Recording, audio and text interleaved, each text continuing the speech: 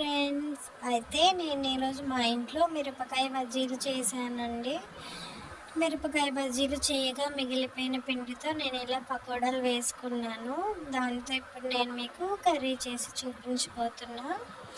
దానికోసం ముందుగా ప్యాన్లో ఆయిల్ వేసుకున్నాను. అది హీట్ అయ్యాక ఉల్లిపాయలు, పచ్చిమిరపకాయలు, కరివేపాకు వేసుకొని ఫ్రై చేసుకున్నాను. అలాగే దాంట్లో కొంచెం అల్లం వెల్లుల్లి పేస్ట్ కూడా వేసి ఫ్రై చేసుకుంటున్నా. ఇప్పుడు ఒక 3 మీడియం సైజ్ టమాటాలు తీసుకొని చాప్ చేసుకొని అది కూడా వేసుకుంటున్నా. టమాటాలు మగ్గడానికి కొంచెం ఉప్పు కూడా వేసుకున్నాను నేను. ఈ టమాటాలు కాస్తంత మగ్గాక దీంట్లోకి ధనియా పౌడర్, జీరా పౌడర్, కొంచెం పసుపు, కారం కూడా వేసుకొని నేను కొంచెం మగ్గించుకున్నా. ఇప్పుడు మన మెయిన్ ఇంగ్రీడియంట్ పకోడీని కూడా వేసుకొని ఈ మసాలాలన్నీ దీనికి కలిసేట్టు కలుపుకుంటున్నా.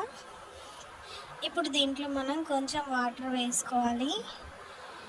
వాటర్ వేసుకొని కాస్తంత ఉడిగాక ఇంకొక మెయిన్ ఇంగ్రీడియంట్ ఏంటంటే చింతపండు రసాన్ని వేసుకోవాలి.